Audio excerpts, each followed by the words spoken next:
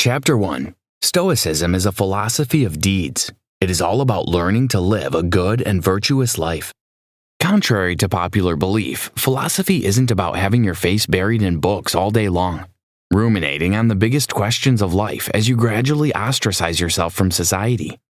The truth is, philosophy is all about learning to become a better person. Anything else, according to philosopher Friedrich Nietzsche, is nothing more than a critique of words with other words.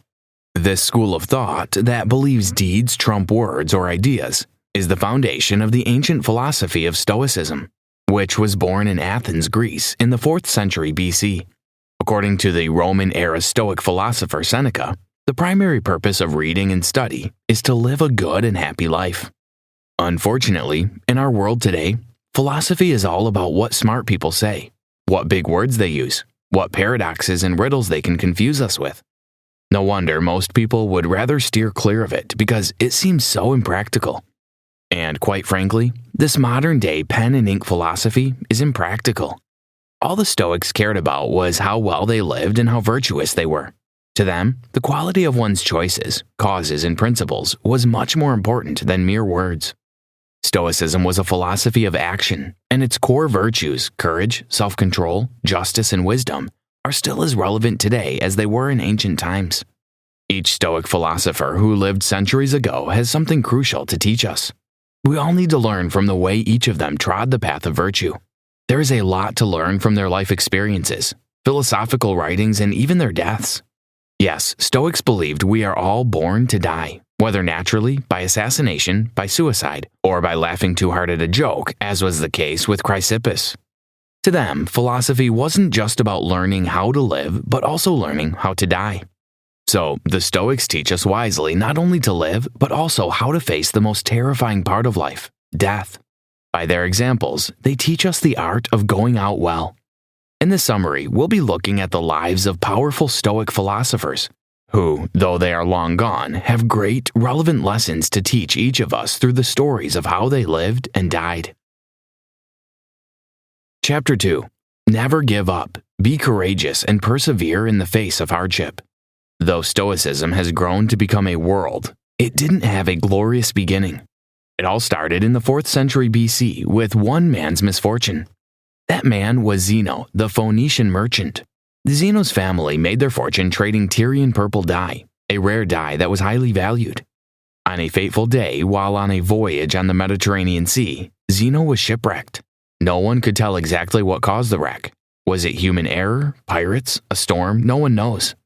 Zeno lost everything, both cargo and ship.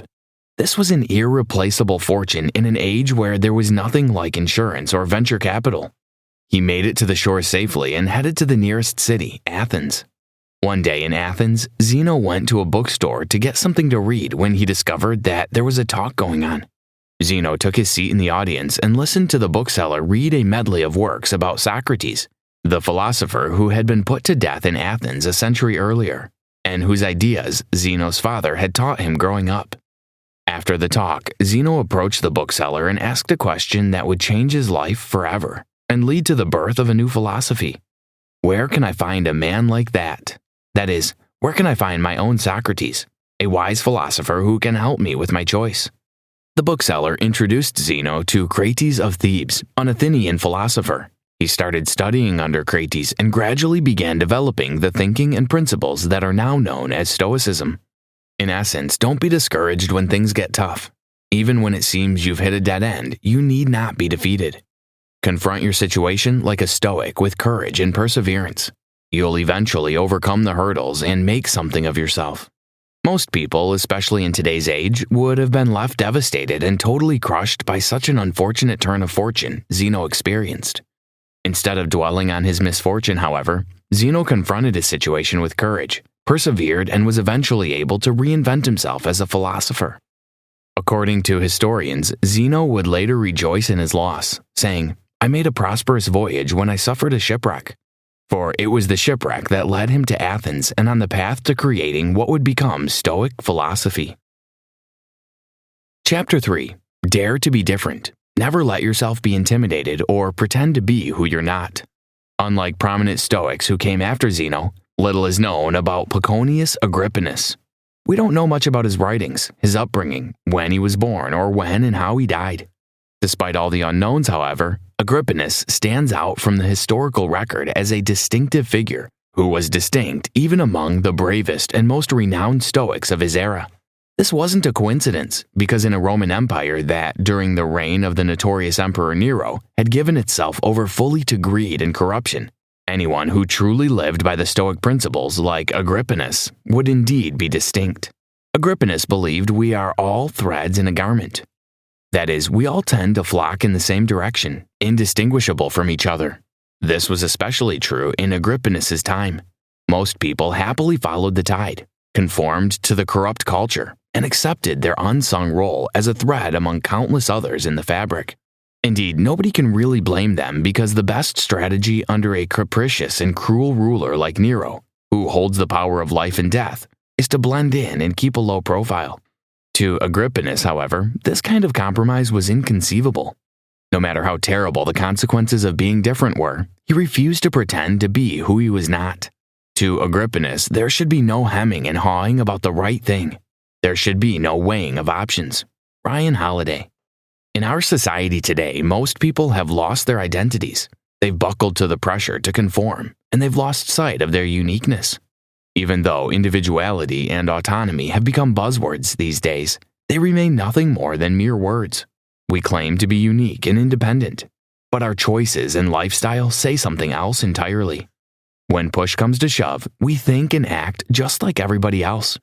Not Agrippinus, though. He dared to stand out, to be bright red, even if it meant being banished from the empire or even executed. You don't have to do what others are doing just because you want to feel like you belong. Dare to stand out. Embrace your uniqueness and never lose sight of what makes you, you. Chapter 4. Like Cato, embrace high standards and be uncompromising.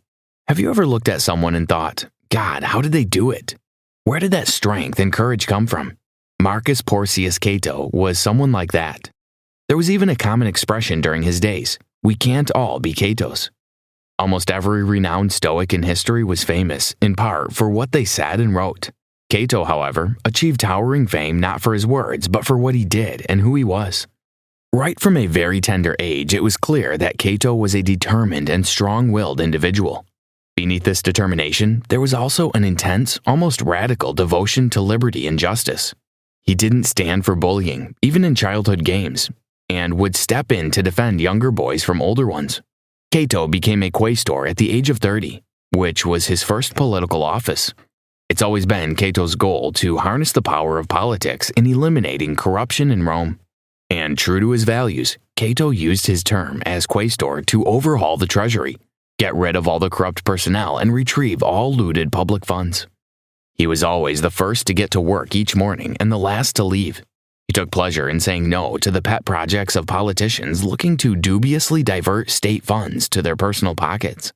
He was so committed that his legendary determination became a political cover for his less stringent colleagues. When their constituents lobbied for handouts, politicians would shrug and say, "It's impossible. Cato will not consent."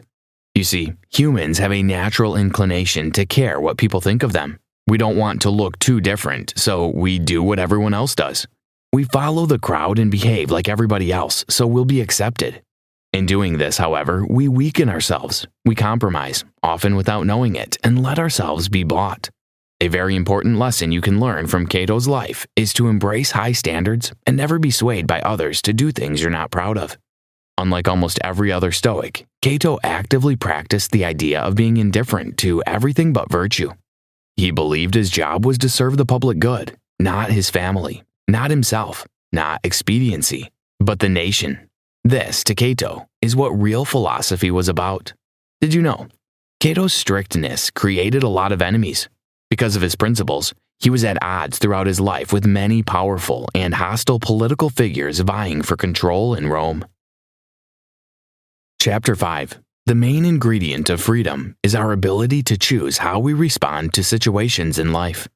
Right from his birth in Hierapolis in 55 AD, Epictetus was a slave. Somehow, despite his humble beginnings, his perseverance, his perspective, and his sheer self-sufficiency would make Epictetus go down in history as the ultimate symbol of the ability of humans to find true freedom in the darkest of circumstances. At some point in his 30s, Epictetus became a free man and chose to dedicate himself fully to philosophy. Unlike the other Stoics, who were wealthy heirs, generals, senators, and advisors, Epictetus was one of the first to follow what today we might call an academic route. And he gained a large following almost immediately. "You can bind up my leg, but not even Zeus has the power to break my freedom of choice." Epictetus. Epictetus's experiences as a slave influenced his most powerful insight as a teacher. Born into captivity, he was reminded daily how little control he had, even of his own person. Drawing on these experiences as he came to study and understand Stoicism, he came up with what he called our primary assignment in life. Our principal task, according to Epictetus, is to identify and separate matters so that we can clearly distinguish between which are externals, not under our control, and which have to do with the choices we actually control. Once we can differentiate between what is up to us and what is not, what's left is to focus on what we can change. Our attitudes, emotions, desires, and our views of what has happened to us are all a matter of perception. As powerless as we are over what happens to us in life, we have the ability to choose how we respond. According to Epictetus, there are two handles to every situation in life. One is weak and the other is strong. No matter how undesirable the situation in which we find ourselves, we can choose which handle we'll grab. For instance, our work gets deleted because of a glitch on the computer. Are we going to lose our cool and yell at the screen all day? Or are we going to see what happened as an opportunity to start afresh and do an even better job? The handle we choose to grab in every situation and everyone we deal with day in and day out determines what kind of life we live and what kind of person we will be. Chapter 6. Cultivating the 4 cardinal virtues of Stoicism is the key to living a happy life. In his writings, Arrius Didymus, one of the Stoic philosophers for the first Roman Emperor Augustus, outlined the 4 cardinal virtues of Stoicism: bravery, andria, self-control, sophrosun, justice, dikaiosun, wisdom, phronesis. To Arrius, there wasn't anything in the world that measured up to these 4 virtues. Everything that was good had them, and everything that was evil lacked them. Everything else was irrelevant and indifferent. Arrius's definition of the 4 core Stoic virtues were straightforward, and because he believed that virtue, in essence, is knowledge, he defined each of the 4 virtues as follows. Wisdom is the knowledge of appropriate acts, kathekonta, the knowledge of the things that must be done and the things that must not be done. Wisdom encompasses virtuous qualities like circumspection, shrewdness, sensibleness, soundness of judgment, ingenuity, and soundness of aim. Self-control is the knowledge of the things that are worth avoiding and the things that are worth choosing. In the virtue of self-control, we can find other virtues such as propriety, modesty, orderliness, and self-mastery. Justice is the knowledge of allotting every situation and person what is due. This virtue comprises kindness, good fellowship, fair dealing, and piety, giving gods their due. Bravery is the knowledge of the things that are terrible, the things that aren't, and the things that are neither. Under this virtue, we can find other virtues like great-heartedness, stout-heartedness, philoponia, industriousness, perseverance, and intrepidness. Unlike these 4 virtues, injustice, cowardice, stupidity, and lack of restraint all lack knowledge. If we want to live a life of tranquility and happiness, we must work to cultivate these virtues. Living a virtuous life is the ultimate goal of Stoicism. There is no problem or challenge so big that it can't be made better with wisdom, courage, self-control, and justice. And every moment, every situation in which we find ourselves in life is an opportunity to exemplify one, a combination, or all of the 4 core virtues. In essence, the best way to approach is to focus on the task at hand and waste not a single second on the tasks that are not ours. In all our dealings in life, we must be courageous, we must be fair, we must be disciplined, and above all, we must be wise. Chapter 7. Marcus Aurelius never compromised his standard, even in the face of adversity. As the emperor of the great Roman Empire, one might think Marcus Aurelius had a perfect and rosy life, but that wasn't the case. Historians believed he was afflicted with recurring health problems and that, of all the 13 children he had with his wife Faustina, only 5 lived to adulthood.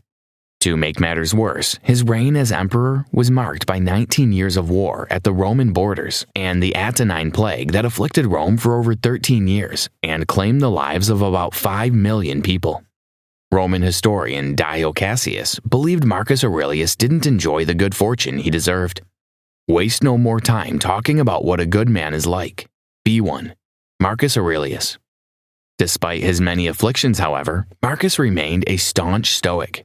He believed that no matter the trials and tribulations we may face in life, we must never stop protecting our character.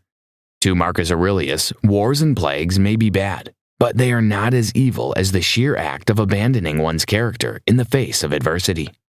Towards the end of Marcus Aurelius's life, his right-hand general and most trusted ally, Avidius Cassius, turned on him and tried to steal the throne in a coup. Even though he had the right to be angry, Marcus Aurelius stayed true to everything he believed and didn't let the betrayal move him.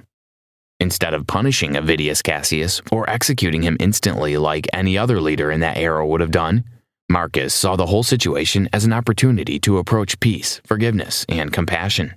He told his soldiers to settle the issue amicably, to show the world that nothing is beyond forgiveness. Marcus' cardinal life principle was a simple one. Always do the right thing, no matter the circumstances in which you find yourself in life. Conclusion. Stoicism is a philosophy of life that has to do with learning to become a better person, living life to the fullest, and dying well. To the Stoics, how they lived their lives mattered tremendously. They cared deeply about the choices they made, the causes they served, and the principles they adhered to in the face of adversity. They also valued their actions and deeds more than their words. The Stoic philosophy is grounded on 4 cardinal virtues: courage, self-control, justice, and wisdom. Marcus Aurelius, the Stoic Roman emperor, put these virtues on the highest pedestal when he wrote, "If you ever find anything better than justice, honesty, self-control, courage, embrace it without reservations." Indeed, these virtues are extraordinary. Nothing in the world measures up to these 4 virtues. Everything that is good has them, and everything that is evil lacks them. Everything else is irrelevant and indifferent. Every single moment in life is an opportunity to practice one or a combination of all of these virtues. No matter how great the problem or the challenge, it can be made better with wisdom, courage, self-control, and justice. So as modern-day Stoics, we must put in the effort, like the old Stoics did, to cultivate the 4 core virtues of Stoicism. This is the key to living a good and tranquil life. Now that you know the Stoic philosophy is all about living a virtuous life, start living your life in line with the 4 cardinal virtues. In everything you do from now on, be disciplined, be fair, be wise, and be courageous. Try this. To develop the key Stoic virtues, hold yourself accountable for your actions and always review your day. Take time to reflect daily and never go to bed without contemplating the implications and life lessons you gain during the day. After each day, ask yourself, what did I do well today? Were my self-control and discipline tested at any point during the day? How did I handle the situation?